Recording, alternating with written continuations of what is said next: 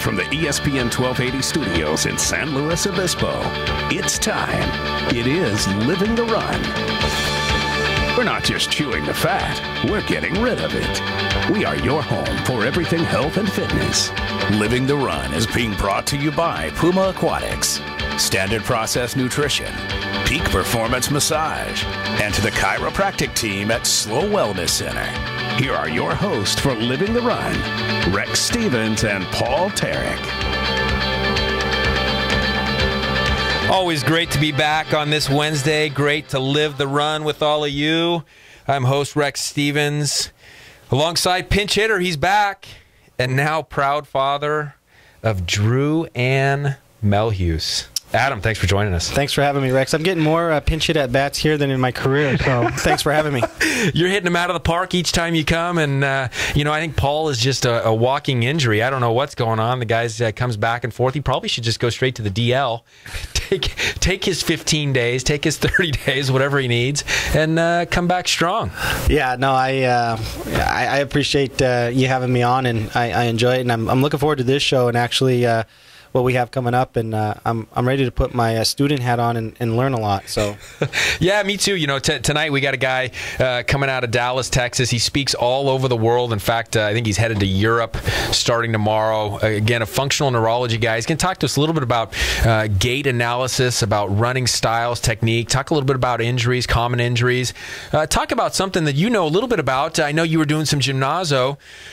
And over there in gymnazo, they talk a lot about some of those different planar movements, the sagittal movements, transverse movements, coronal planes, and we'll talk a little bit about that in relation to running. I know that's a pretty hot topic. But first, I know you want to give a shout-out to a guy who was a great guest here on Living the Run. Kind of took the mic onto himself and sometimes didn't let it go there for a while, but he just did something kind of fun as well, Eric Burns. Yeah, no, I wanted to just give a shout out to Burnsy, and he completed the New York Marathon, and I haven't spoke with him yet. Playing the text tag, if you will, back and forth, and just to see how it went, and I just wanted to give him a quick shout, and pretty impressive. Extremely impressive, and that just kind of brings up the idea of there's always events on the horizon. I was talking to another Living the Run guest just moments ago, actually, in the clinic, Van McCarty, who was talking about doing the Santa Barbara triathlon here coming up in a couple of weeks, and I know we got City to the Sea there first week in October. A lot of events out there. I know Nike half marathon and marathons coming up there, I believe, in October. And again, kind of one of the themes over the last little bit is put something on the calendar. Last week we had a hilarious show. And again, some of these shows, if you miss them live, it's not that big of a deal. It's great to listen live on ESPN 1280 The Ticket. But if you miss them, you can find us on the podcast, Facebook.com or on livingtherun.com.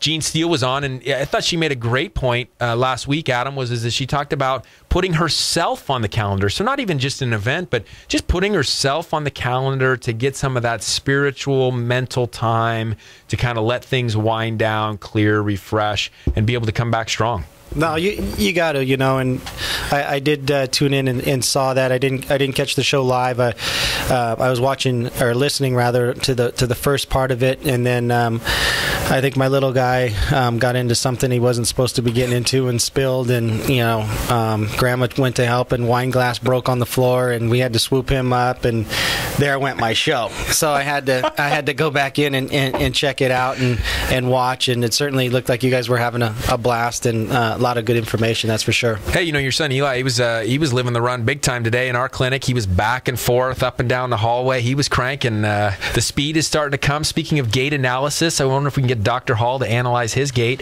It was looking pretty coordinated. His stability is starting to look pretty good. He had the hat on, donning the hat, and sweet kid in the clinic today. A little too much on his toes, I think. I mean, he's strictly on the toes. I know you're not supposed to do the heel strike, but I think he's solely on the toes, and then he gets that left arm, which I dubbed the chicken wing. He kind of gets that thing flapping, and I'm not sure where that comes from, so I think that's taken away from his speed a little.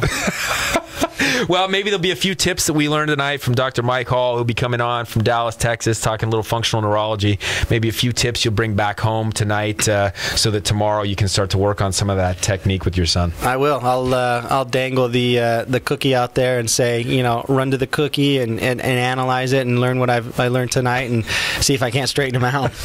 One thing I wanted to ask Max, producer Max Woodcock here, is when are we going to get to the elite level here on Living the Run, where we can start to bring in some of the past shows, some clips that we'll be able to go right to? I'm telling you, last week's deal with Paul Tarek talking about throwing a javelin at a coconut to get a little bit more electrolyte in his drink, that was epic. Epic stuff, Max. People need to hear that. We can't count on them going to the podcast every week, but maybe during our show we can go back and pull up some of those moments. You want to start a little bring back segment? Let's do a little bring back segment. You got it, man. You let me know. We had naked climbing. That was a couple months ago. That would have been a good one. And just picture Paul Tarek in his front yard, javelin in hand, throwing it up at that coconut, knocking that thing down. And that was the suggestion on how to get a better electrolyte drink. I think I would go thirsty. I don't know if I'd hit the coconut. I think it'd be counterproductive. It's a pretty long distance from here to anywhere where coconuts are. Exactly. So. Yeah, well, good stuff. I wanted to put a shout out to just sponsorships. Sponsorships is kind of an interesting game, and with money out there, and I know things are tight and so forth for different people. We're always grateful to sponsors, and I want to say thanks to some of our sponsors that we've had up to this point. Standard Process came in on last week and gave us some good tips on some of those nutritional types of things, electrolyte drinks, etc. It's been great having Judd Clark and hopefully Puma Aquatics, and hopefully we get him back to kind of get a recap on some of those Olympics. We got massage therapist Brian Quigley, and now Equilibrium just came on with us as well. Dr. Ryan Ross, all people that care deeply about health and wellness, and we're super grateful for these guys coming in and sponsoring us. Olympics was an amazing deal. Some pretty tremendous stories out there. A good time. Did you have a favorite this time, Adam? I watched a lot of the track stuff, and Usain Bolt.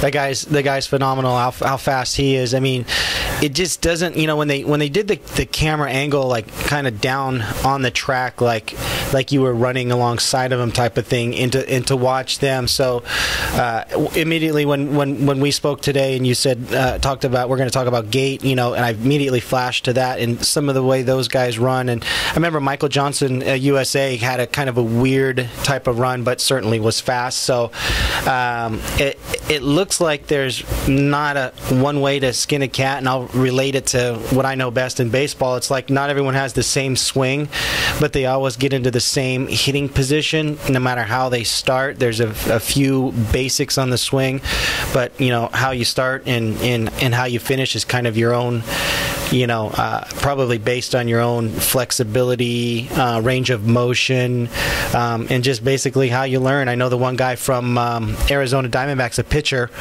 has this very high arm angle, almost directly over the top. And if I remember the story correctly, he learned it throwing hatchets. Like hatchets toward, like competitive hatchet throwing, and that's how he developed his arm motion. And the guy's in the big leagues. It works, So, I imagine tonight there'll be a few solid basics, like non-negotiables, if you will.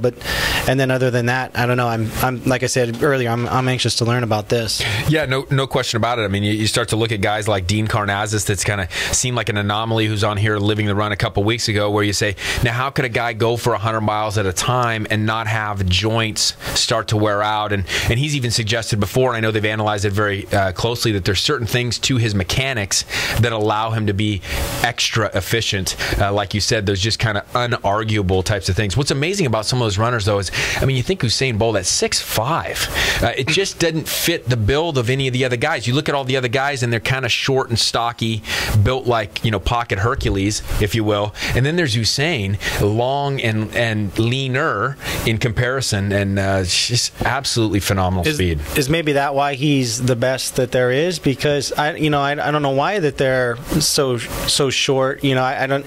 But yeah, these guys are like fire hydrants, man. They're just jacked. And Usain Bolt's not that he's a weakling by any means, but he's good shape, and he can get down the track. I remember them talking about at the Olympics, they measured the amount of strides it took Usain Bolt to get to the finish line versus his competitors, and I think all his competitors were right around 46, 47, and he was at 41, just quite a bit less. Wow. So that might have a lot to do with it. Quite a bit less, no question about it. Remember Michael Johnson too. The thing with that guy, remember how they would do the instant replay with him, and everything in his upper body was so relaxed. His cheek muscles flailing in the wind. Really kind of an amazing style, but he had an ability to put energy where it needed to be, create the efficiency, and that guy won a lot. Yeah, no, I mean that's you see that on the replays. And let's not forget the gals too. They can scoot a little bit too down the track. That was awesome to watch too. 4x100 world record, I believe. Right, they were absolutely flying. Huge time. Some incredible stuff at that Olympics. Again, I was looking here on our Living the Run Facebook page. Oscar Pistorius, first double amputee to compete. Pretty remarkable stuff. The 4x400 guy for America breaks his fibula in the 400, but keeps going.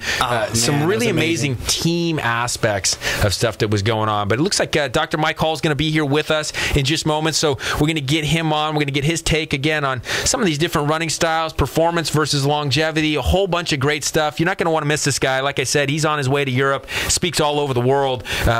Big time information and some stuff you're going to be able to take home tomorrow to make some nice changes in your health and fitness. So stay with us.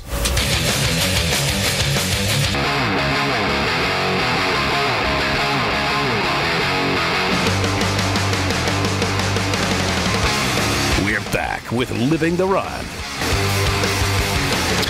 Welcome back here on Living the Run. I'm in studio with pinch hitter Adam Melhuse. We are excited to bring on right now chiropractic neurologist, functional neurologist out of Dallas, Texas, expert in a whole bunch of fields, one of which we're going to spend a lot of time on. You listeners will love is his gait training, gait analysis. We're going to look at some different types of things, but we're so thankful to have you on. Dr. Mike Hall, thanks for joining us. Thanks, Dr. X. It's nice to be here and always enjoy the opportunity to talk about sports. Hey, absolutely, and I know you're going to be on the road here soon, so thanks for giving us a little time. You're going to be heading off to Europe. You talk all over the world. Let's start off first with just the basic concept of this. It seems as though when you start to look at runners, they all complain about the same couple of things. It's either in the foot, plantar fasciitis, we're looking at shin splints, we're looking at hamstring issues or IT band. Why in the world does this continue to happen, and what can we do to make it better? Well, Doc, I think one of the easiest things we can kind of look at in this day and age is that things that we didn't have in decades past is we sit too much. We simply just sit too much, and then we throw on our tennis shoes and go for a run. And what's starting to kind of catch up with us is that we're starting to see changes in muscular development between our hamstrings and our knee extensors, our hip flexors, as well as our calf muscles. And so one of the things that we're starting to notice is that when we sit for periods of time where we don't actually maintain the strength or flexibility in our extensor groups, we tend to see changes in our flexors. And one of the things is that the hip flexor, also referred to as the psoas muscle, can make us turn our foot out. And as you know, when you go for a run, it's not easy for the runner to stop and stretch and warm up and do everything. They just want to throw their shoes on and kind of go for a run. But now what happens is you start to look at the energy efficiency of how we're doing things. And imagine driving your car with it out of alignment, right? And you're going down the road, it's going to get a little shimmy, a little shake to it. Now the same thing when you're running, if you have a little bit of a foot flare to one side or the other, you're going to lose your energy efficiency as you go for a run. And eventually it's going to wear on your body just slightly different from one side to the other. So a lot of people will start to develop a little plantar fasciitis on one side, maybe an IT band syndrome, if you will, or what's called a friction syndrome, or even what's now being referred to as patellofemoral tracking, or just abnormal tracking of the kneecap itself. And so I think one thing we can start to look at today is that the idea of not just addressing injuries, but also injury prevention, and how do we improve performance. And so I think now today's athlete is looking more towards how do I avoid these things. And just a lot of exciting research, a lot of exciting change within our athletes in this area. And I think one of the things that we could probably start looking at is, are our athletes today, recreational, elite, competitive, international, national, so forth, are they getting a good gait analysis and getting good gait training before they just start competing?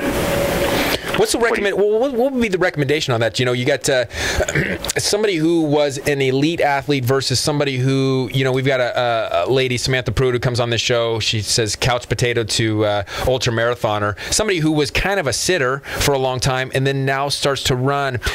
Obviously, they're going to metamorphosize, if you will, over time as they start to change muscle to fat ratios, etc. When do they start the gait analysis? When do they continue to have it looked at again as they continue to get more efficient or change that body type into more of an athletic realm?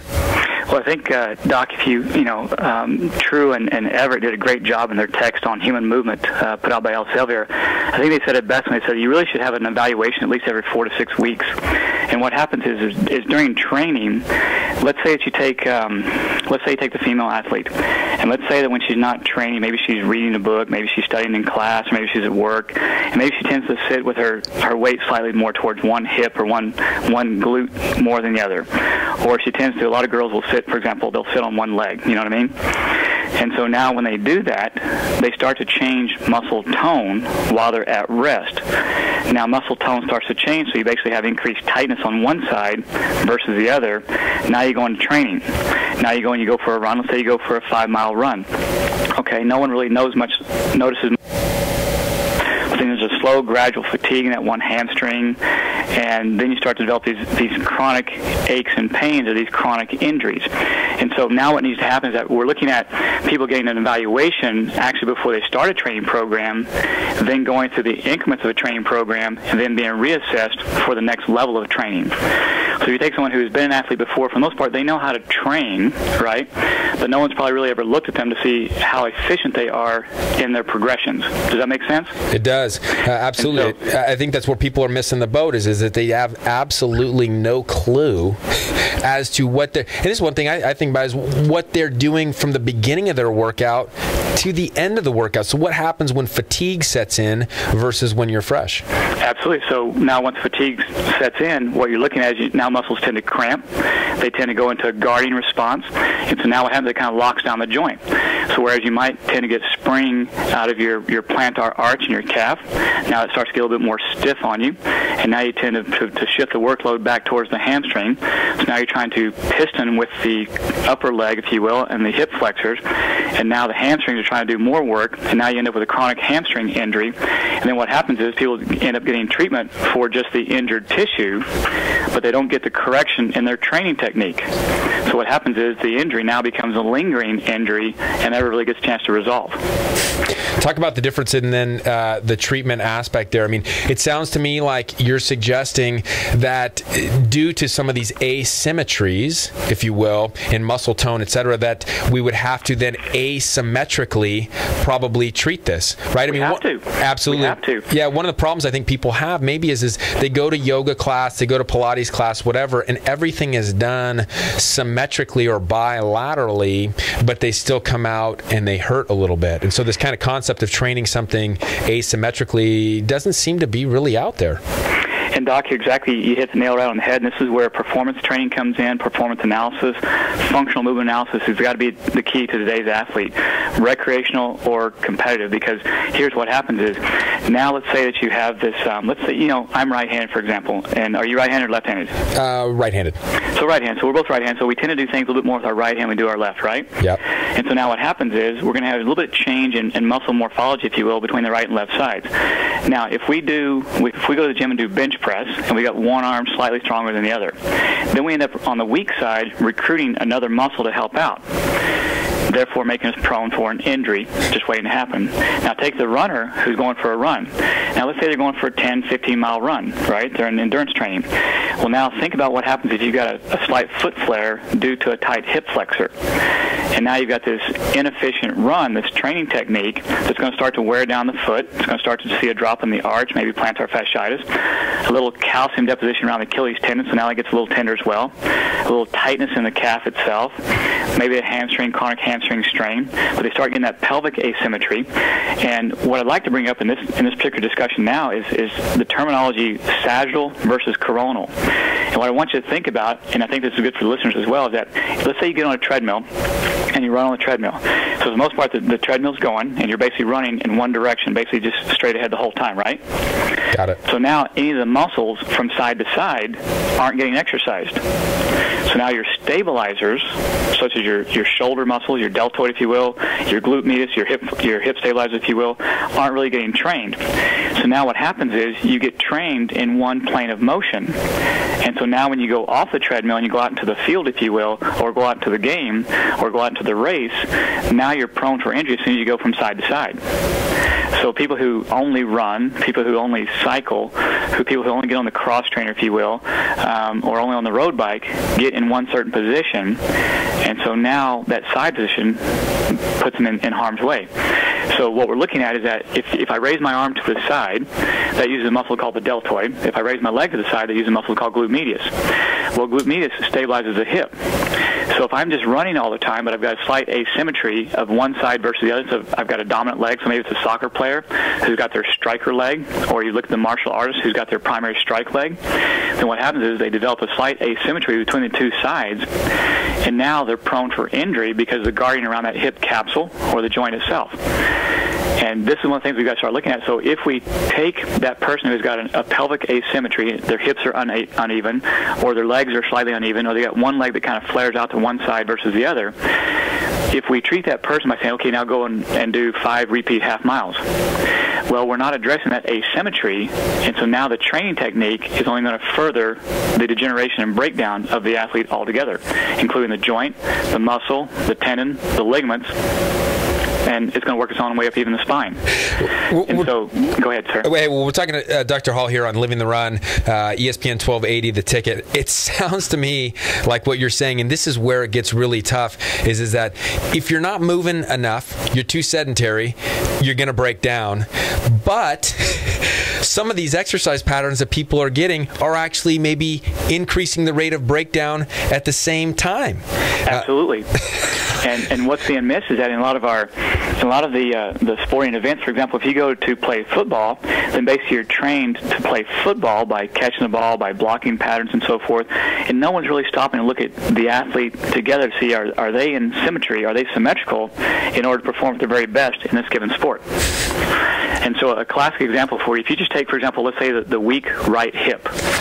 So let's say someone's got a little bit of a low back tightness and stiffness, then what happens is when one area becomes stiff, another area kind of picks up the slack. So now the hip becomes slightly hypermobile, if you will, and the muscles start to kind of guard and protect around that. That causes the foot to slightly turn out just a little bit.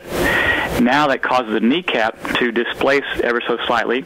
So now the person may have a snapping hip syndrome. They may have pain in their hip. They may start to have a patellar tracking dysfunction, so chronic knee pain. They may also develop when the kneecap starts to track to the side. Now they're going to have what's called IT band syndrome. That then leads to weakness of their anterior shin muscles, which can lead to shin splints, which then drops their medial arch, which leads to plantar fasciitis, which eventually can lead into arthritic changes in the great toe, what's called primus tarsus, or even leading to a neuroma in the foot. So one simple asymmetry of just simply the hip and pelvis and low back can cause a whole entire lower extremity dysfunction. Hey, Dr. Hall, Adam Melhuse here. Hey, Adam, how are you, sir? Great, how are you? I'm wonderful. I'm kind of excited. I'm soaking it all in. This is awesome stuff. So, as Dr. Rex mentioned, I'm a former Major League player and catcher, right? Former catcher, yes. Yeah. Sitting in that shortened hip flexor position quite often, I feel it daily. Yeah. So, but as I'm tracking with you here, it brings back memories and the feelings that I had as far as how my body was, and I definitely wasn't I don't know, for lack of better, in line every day as far as my body was. Yeah. So I'm the kind of guy that likes to kind of start the movie and then go ahead and Google the synopsis and find out the ending before. So let's kind of jump to the solution here. This is awesome stuff because I can associate with some stuff that's going on with me now as I'm trying to get in a little bit more of running. I think the 5th grade, my school district was the Lincoln Unified School District. The 50-yard dash back in the 5th grade, after I won that, I don't think I was fast ever again. It was amazing. The day after, I was just like, you're going to be slow, and I was slow, and hence the catcher position. So, but anyway, so the hip flexor and all of this stuff.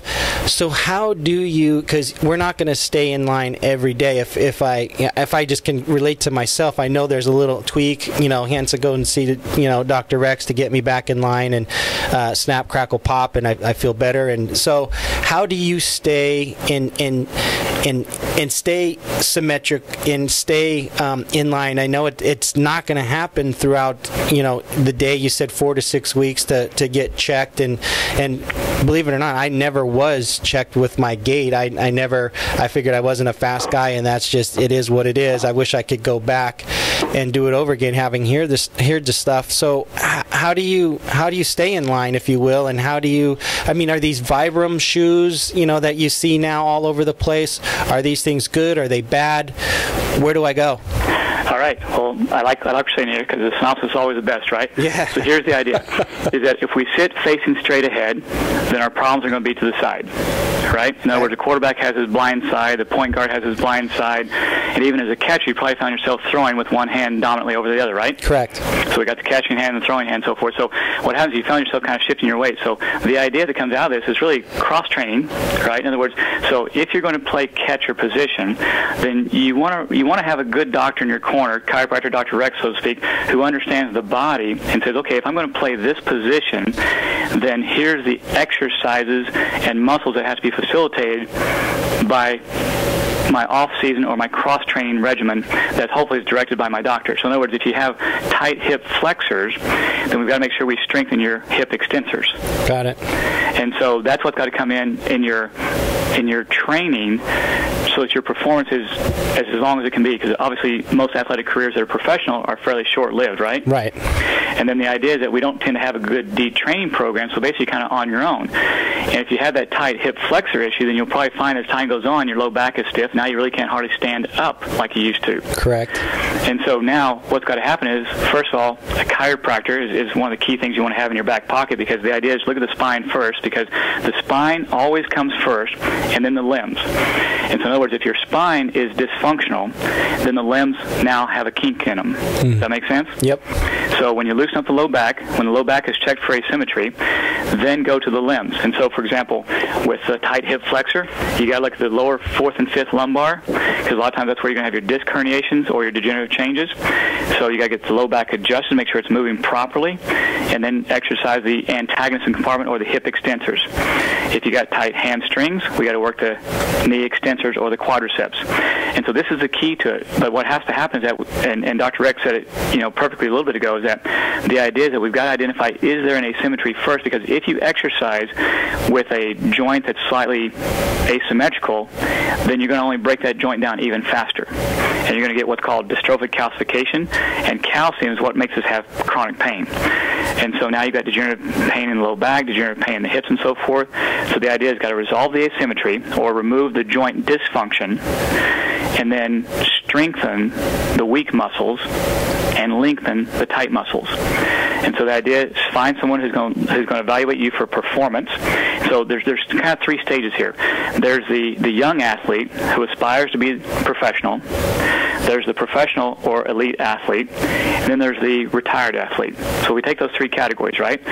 So the young kid who wants to aspire to be professional, the idea now is getting moms and dads to understand that these kids sit in a chair and a desk all day long, then they go to practice, right? Then they go to practice, they go home and sit and do homework, and then they go to bed.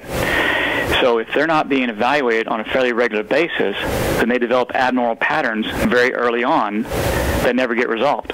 Hey, talk about that real quick, because Adam actually, when we started the show, Adam just had his second child, little baby girl, and he's got a young son too. And we were talking about running style, and we were kind of laughing because he's got a real young son who's just learning the stability of walking and running. But what is it that parents should look for right off the bat? Because Adam had mentioned something that I know is a big thing for you is the idea of toe walking. No toe walking. Yeah. No toe walking. Yeah. So talk talk just briefly about those little things that a parent might be able to assess very early on, such that their child doesn't continue to develop in a way that's slightly abnormal or may set them up for further injury? Absolutely. So here's the idea. So let's take those 3 stages. The young athlete from birth to first competition, if you will. Let's take the elite athlete, professional, then we'll take the retired athlete. So in the younger generation, if you will, the younger child, the younger athlete, if you will, one of the things that happens today is that a lot of times if you put your finger into a kid's palm, a newborn kid, if you will, they're going to grasp and try to pull up. They want to pull up their flexors. And what happens is children, babies and so forth, don't have good extension. So everything about them is flexion, but they're trying to develop extension by the end of that first year of life. So it's very, very important not to rush that process. Keep them on the ground as long as you can. Throw pillows down the floor, create uneven terrains. Let them work those small muscles of the spine. And that's what you want to do. So don't rush the kid to walk upright too soon. Let them do it on their own. And then what happens is they'll start to raise their head up. And again, the spine comes before the limbs. They'll raise their head up. Then they'll start to push up using their triceps or elbow extensors and the middle of their back. Then eventually they'll start to sit up. And so as parents, what you want to do is that your kid really should be standing at least by the end of the first year of life. They should be sitting fairly well anywhere between 4 to 6 and 7 months. And you should start seeing those attempts at locomotion. But if a child seems to want to pull with one leg or push with only one leg and not using both sides equally, then that's the first sign to get checked out for a developmental delay or an asymmetry. And what happens is the brain is developing slightly asymmetrically from one side to the other initially, and so we got to watch those as brain develops, then so do the motor patterns. And again, one of the nice things about being human is that our posture, our walking and running ability has a lot to do with the health of our brain. So when you see someone who doesn't walk so well or run so well, you've got early insight to the brain not being as healthy as it could be. And since the brain really drives everything else in our bodies, if it's not healthy, something else is going to pay the price as well. So you don't want a child to toe walk. Toe walk is what you see in conditions such as cerebral palsy, some anxiety types of disorders. We see it very often times in the hyperactive child. So you want that child to have good, strong legs, which you want them to push off. And so you want to look for that child to be able to stand and begin to develop their squatting strength. So just like you'll see a baby. How old is your child, Adam? He's 17 months. Oh, perfect. So I'm sure he's already kind of up and around, right? And push-ups and sit-ups and no, just kidding. Just kidding. He's already got him under the squat rack. He's under the squat rack. Are you doing kips? Are you doing kips already? Exactly. Huh? And then into the batting cage for hitting. There you go. Switch hitting, though, right? Switch hitting, yes. There you go. Yeah, no asymmetries. So there you go. So what happens is children don't really have to be handed. So as long as they can, let them do things with both hands. And if you see the child's kind of preferring one hand, start letting them do other things with the other side, kind of making the environment appeal to the other side. In other words, you want them to walk with both feet, right? And that's the idea. So you want them to have a certain gait pattern, but at the same time be able to squat, have stabilization, and then begin to use the hands independently. So as we go from crawling to standing upright, the feet become more just for our movement, while our hands become more for fine coordinated skills. So the more we can play catch with our kids and things like that and have them hitting balls, the better. The more they can start catching a frisbee, even better. But for parents to watch that young athlete and watch their feet, watch to see that they're in line, that the one's not toeing out versus the other one, and making sure the knees and the ankles and the hips all kind of line up. And again, as a parent, what we need to do as healthcare providers is that for parents that aren't sure, just get to a good health provider, Dr. Rex, a similar chiropractor, myself, whoever's out there that's doing these type of things, and just make sure the kid gets checked out properly. And then you can have a baseline, just like in your blood pressure taken at your doctor. Now he's got it on record, and now you can refer to it every so often and kind of see where you're at. No, what's interesting about that is we did take my son Eli. We took him into the clinic, and Rex and Molly adjusted him, and I believe today my daughter was in there too, and I haven't got the recap of that appointment, but I'm pretty sure she got adjusted, and she's only not even a week old yet, and so that's in to go back a second, my son Eli will grab, and if he's holding a set of keys, which are very, very important to him, in one hand he'll throw, if he's holding them in the left, he'll throw it the right, and then the other time, if he's holding them in the right hand, for instance, he'll grab the tennis ball with the left and hug. So they're like, Perfect. Is he right or left-handed? And I'm like, I don't know. Don't worry about it right now. Okay, good. Right now, it doesn't matter because he'll grow into it, especially when he gets towards school, and he'll grow into it as he watches mom and dad. But for right now, you want him to use both hands as much as possible, right? Because he's really developing his brain. Good. And so that's all part of my plan. Absolutely. You want him to be a genius, right? So he can balance that check later on. Exactly. Hey, I want to come back here in just a minute. We got to take a quick break. Dr. Hall, can you stay with us for just a minute? Absolutely. I want to touch on two things, but one of them was that calcium thing that you mentioned. It's a huge, huge topic. I think people don't quite understand it. We got to go back to that, talking about calcium and pain in just a minute. More with Dr. Hall on Living the Run in moments.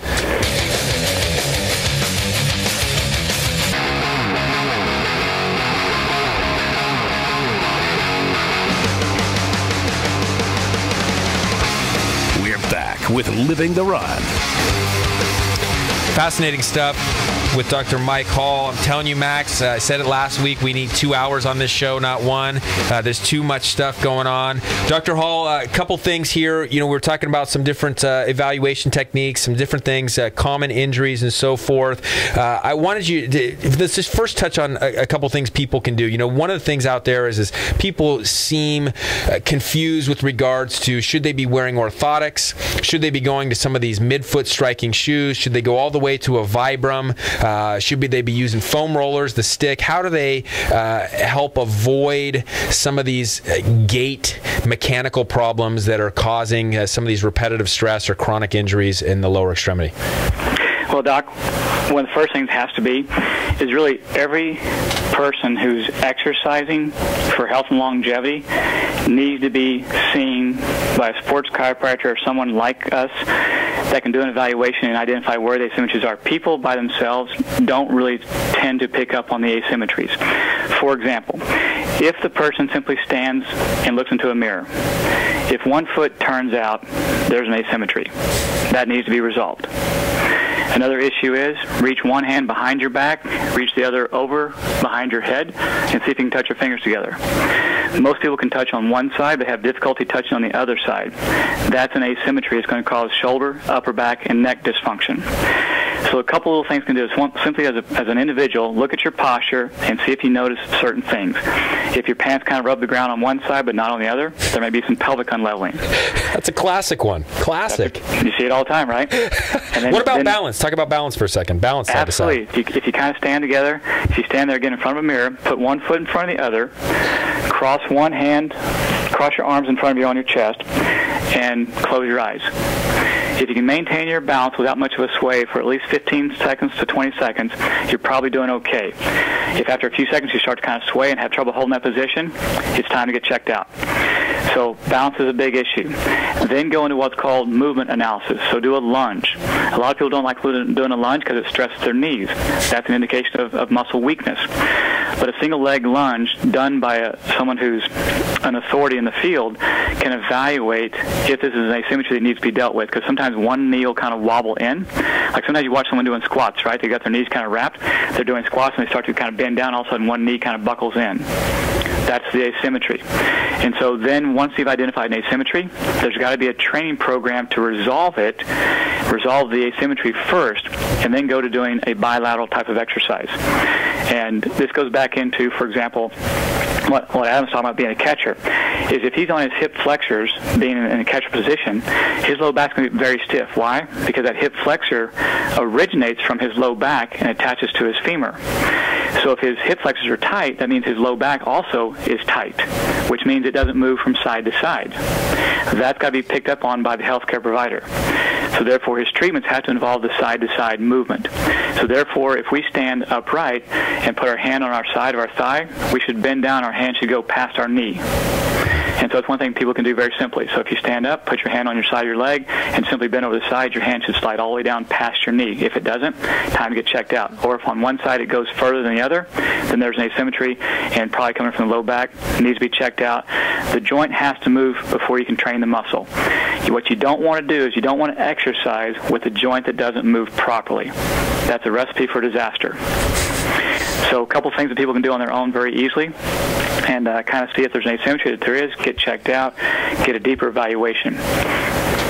Hey, talk about, I wanted, those are great points. And by the way, we've got this thing videotaped, and catcher Adam Melhuse here was testing out every single one of those things. How's he doing? Not good. This is shedding a lot of light on why the stiff lower back. I think, interesting enough, that's a huge issue, with guys, that I played with. It's the low back stuff, and, spring training, guys are all buff and they're ready to rock and roll. And then you go out there and you're standing around, shagging fly balls for batting practice, and a week later you got, a couple of guys in there icing the back and everything else. Absolutely. And, and the trainers are kind of scratching their head going, man, he came in good shape and we weighed him and his body fat was down. And it's like, so, again, I was right there with it, going, yeah, but, so it's like, wow, how this is crazy how this is all kind of, could you make a call so I could get back into the game again and say, hey, listen, he had some problems. I think he's got them ironed out now. Hey, Adam, I tell you what, I know Dr. Rex and my heart just kind of aches for athletes like yourself, because the things that we know now that weren't being employed to these athletes in the years gone by, Yep. It's what sets up the problems now. And so, we want to see every athlete of whatever age being seen and getting evaluated so these problems don't happen, because, I never really knew about chiropractic when I was younger. I wrestled, I boxed, I ran, never even knew about it. Yep. So now I've got kind of problems from those that probably could have been prevented. Yeah. No, we didn't even have, in Oakland, we didn't even have an on-staff massage therapist. We had to, I went and pursued that on my own. And, in Colorado, they had a chiropractor come in like a Monday, Wednesday, Friday to the clubhouse, and they had an on-staff massage therapist. So, I think more and more of the elite clubs, right, you're starting to see more chiropractors and performance specialists on staff now. Yep. People are catching on, so it's a great time. But these things I'm telling you guys right now, you can have your kids start doing. Same side to side, lunge, do the balance test, see where they're at, and get them and help them much sooner. Absolutely. Hey, the last thing here before we go, and I know we'd love to have you back in the coming months. Just so much great stuff here. Again, we're talking to Dr. Hall here on Living the Run on ESPN 1280 The Ticket. Talk about one of the most misunderstood things out there with regards to nutrition and recovery, pain, etc. And that is this whole saga that started with milk. It does a body good, and the whole disaster with calcium. Everyone's taking calcium supplements. Talk about the possible detriment for overuse of calcium in supplementation or in dairy that isn't being digested well. Hey, now you're giving me that topic here with just a couple minutes left, right? Yeah, with just a few minutes left, I know. That's probably one of the most cruel things you can do to me. Torturous. But here's the idea, and it's kind of funny you bring this up, because Dr. Lee, in June 2012, this is old literature now, 2012, in the journal Heart, basically came out to say that dietary calcium is better than supplements altogether, which is even better than prescription. So the idea is that here's what happens is, when we're sleep deprived, when we're stressed, when we're not eating well, we tend to put more calcium into our soft tissues. Our soft tissues are tendons, ligaments, fascia, muscle plane lines, and so forth. And what happens is, anywhere there's a muscle-tendon junction, you're going to increase calcium. That's why if you go down there and you kind of just squeeze your calf, it shouldn't be tender. If you squeeze that Achilles tendon, it should not be tender. But if it is, that means you're getting calcium deposits around these areas. When you go and use your foam rollers, when you get some trigger points, you get in areas of calcium buildup in soft tissue, which means when your body is in slight inflammation or in delayed recovery, you're not going to put calcium in bone, you're going to put it in your soft tissue. So if you're taking a bunch of supplemental calcium, not a good idea. Not a good idea. Again, another reason to call. I was supplementing the calcium when I played, and so get on the horn and call somebody. Bone spurs and calcified tendons. Yeah, I can't straighten my elbow out, but hey, other than that, I'm fine. There you go. Absolute recipe for disaster. But then, so when we're talking about the dietary calcium, you're talking about things like spinach, kale. Absolutely. So here's the athlete's dream meal these days, right? And most of your elite athletes know this already, but you hear about it, is the green smoothie, right? It's got to be the power smoothie, and it's got to be green, nothing else, because you get your calcium naturally in your green leafy vegetables. So spinach, spinach, kale, chard, the greens. Those are your things that you need to have. So you throw a handful of kale, a handful of spinach, you throw some flaxseed, you throw some coconut water in a blender, blend it all up, and off you go. But the idea is that we've got to get away from taking large boluses of calcium. Like for a lot of times, doctors will recommend 750 milligrams twice a day. You would never, ever want to give that to a female. You give that to a female who's stressed out, who's got an elevated heart rate, shallow chest expansion. She's already got some issues going on health-wise with regard to migraine headaches or chronic fatigue. Then all she's doing is putting that calcium on her soft tissues, and she's just an accident waiting to happen. So obviously the book Milk the Deadly Poison is a great book to look at. But what you want to realize is we need our calcium from our green leafy vegetables, which tend to have magnesium and other macro and micronutrients in it as well, which kind of balances the calcium-magnesium ratio. That's the way it's got to be. So that's got to be the big push, right? I mean, is that why we're seeing so many magnesium supplements starting to surface? Magnesium is a competitive antagonist to calcium. So that's why what happens when people are calcium dominant, they end up getting insomnia.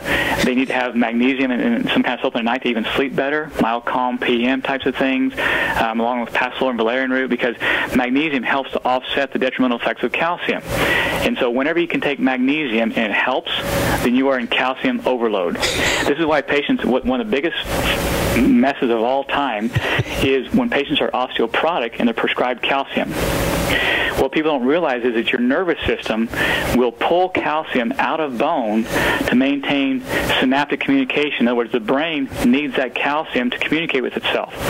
So this is why people who oftentimes have moderate to severe osteopenia or osteoporosis will have normal calcium levels in their blood. So then if you have normal calcium levels in your blood and your doctor prescribes you a calcium supplement, that means you're going to probably store most of that in your soft tissues, which then means now you've got fibromyalgia. Now you're developing the whole adrenal fatigue and the hypothyroidism, which can progress into Hashimoto's thyroiditis. And now you just got one big mess upon the other. So what we're having to see with a lot of these patients is come back with magnesium supplements, start to do deep breathing, start to align the spine, open up the lungs, reduce the flexor tone. It's just a mess. So we got to really keep a close watch on calcium. Calcium is very important to us for our body's physiology, especially to the nervous system. But we got to get it from the right sources. And what adds to this, Dr. Rex, is that when you have a dominant flexed posture, in other words, just imagine sitting at a desk behind a computer all day, or your smartphone or your iPad, your head's down, your arms bent, your knees are bent, then now what happens is you're putting calcium in those muscles. So calcium in your biceps tendon, calcium in your hamstrings tendon, calcium in your Achilles tendon. So now what happens, you go to stretch out. What's that calcium trying to do? Resist that. And now all of a sudden the guy's walking across the soccer field and has a spontaneous rupture of his Achilles.